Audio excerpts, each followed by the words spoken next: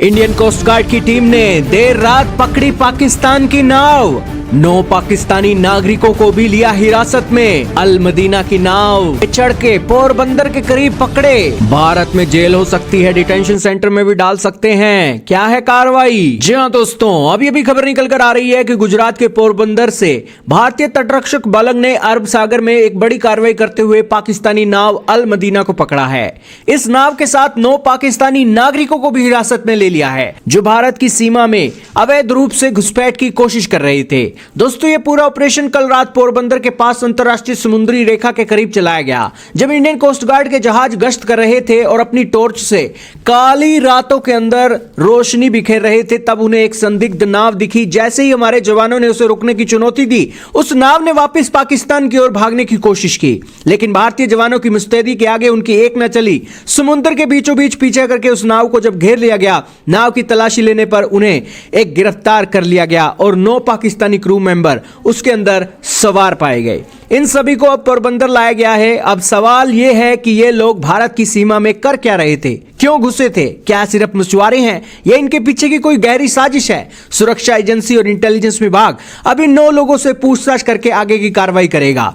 अब दोस्तों, भारत की तटीय सुरक्षा ऑपरेशन सिंदूर के बाद हाई अलर्ट पर है और इनकी एक हाई अलर्ट के कारण ही कोई परिंदा भी पर नहीं मार सकता है। और वाकई में ही भारत की समुद्री सीमाओं की सुरक्षा में लगे हमारे जाबाजों को सलाम है, जिन्होंने एक बार फिर दुश्मन के इरादों पर पानी फेर दिया है। क्योंकि यह सिर्फ एक गिरफ्तारी नहीं है, यह उन ताकतों को कड़ा संदेश है जो भारत की शांति भंग करने का ख्वाब देखते हैं। हमारे सेना के जवान और कोस्ट गार्ड के ये प्रहरी तूफानों से नहीं डरते, बल्कि तूफानों का रुख मोड़ना जानते हैं। जब पूरी दुनिया सोती है, तब ये जामाज नमक की चादर ओढ़े समुद्र के सीने पर पहरा देते हैं, ताकि 140 करोड़ भारतीय चैन की नींद सो सके। आइए जानते हैं इन 9 पाकिस्तानियों के ऊपर अब क्या कार्रवाई होगी। दोस्तों, इन 9 पाकिस्तानी नागरिकों के ऊपर मैरीटाइम जोन्स एक्ट के चलते, फॉरेनर एक्ट के तहत कार्रवाई की जाएगी। दोस्तों, इस एक्ट के चलते यह कहा गया है कि यदि कोई विदेशी नाव बिना अनुमति भारतीय क्षेत्र में घुसती है, तो नाव को जब्त कर लिया जाता है और ऐसे घुसपैठ को सीधे संप्रभुता का उल्लंघन माना जाता है। और अगर बिना पासपोर्ट या वीजा के सीमा में घुसने पर इस कानून के तहत केस दर्ज होता है, तो इसके ऊपर दोस्तों अलग अलग सजाएं भी होती है।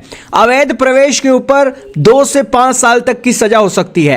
और अगर नाव मछली पकड़ने के इरादे से आई है, तो नाव जब्त कर ली जाती है और भारी जुर्माने के साथ 3 साल तक की सजा हो सकती है। और अगर ड्रग्स और हथियार मिलते हैं, तो यह सजा 10 साल से लेकर उम्र कैद तक भी हो सकती है। अब दोस्तों, इनसे आईबी, रा, कोस्ट गार्ड और स्थानीय पुलिस मिलकर बातचीत करेगी और इसके बारे में सारी जानकारियों को इकट्ठा करेगी। हालांकि इन 9 पाकिस्तानी नागरिकों के ऊपर अगर सजा हो जाती है और जुर्माना भी भारी लग जाता है और इनके पास दोस्तों पैसे नहीं है, तो दोस्तों ये पैसों की जो एक हर्जाई है, वो एक जेल प्रशासन एक्स्ट्रा सजा के रूप में पूरी करेगा। और दोस्तों, इन्हें एक सजा पूरी करने के बाद डिटेंशन सेंटर में भेज दिया जाएगा, जहां पर इन्हें इनके देश के दूतावास से संपर्क करवाया जाएगा और फिर उनके देश की सरकार को कहा जाएगा कि इन नागरिकों को पहचानो और इनके डॉक्यूमेंट हमें दो और ये पुष्टि करो कि ये नागरिक तुम्हारे ही देश के हैं। और फिर दोस्तों, उन्हें उस एक डिटेंशन सेंटर से पाकिस्तान भेजा जाएगा। कहने का इतना ही मतलब है कि अगर कोई पाकिस्तान की सरकार इन नागरिकों को अपना नागरिक नहीं मानती है, तो दोस्तों इन्हें डिटेंशन सेंटर में रखने के बाद दोस्तों कई सालों के साल भी बीत जाते हैं। 30 साल तक भी मामले सामने आए हैं, जब पाकिस्तान ने 30 साल बाद माना कि ये उनका नागरिक है।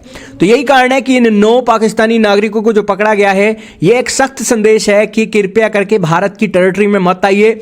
आप आओगे तो आपको एक अच्छी लंबी सजा भी भुगतनी पड़ेगी और इसी के साथ ही आपको पाकिस्तान की सरकार वापस ले या ना ले, इसके भी कड़े नियम है। और डिटेंशन सेंटर के अंदर आप 3 टाइम का खाना एक खा सकोगे और आपको बाहर भारत की स्टेटों में नहीं घूमने दिया जाएगा, एक सीमित दायरे के अंदर ही रखा जाएगा और वहां आपको नॉर्मल सुविधाएं दी जाएंगी। तो इसलिए अपने देश के अंदर रहिए, आज़ादी से रहिए, भारत की सीमा में आने को आपको जरूरत नहीं है।